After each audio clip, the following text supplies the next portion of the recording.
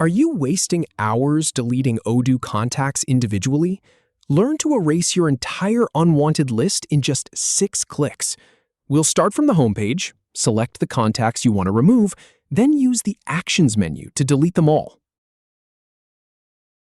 To get started, head to your Odoo homepage. It's where all your apps and menus are.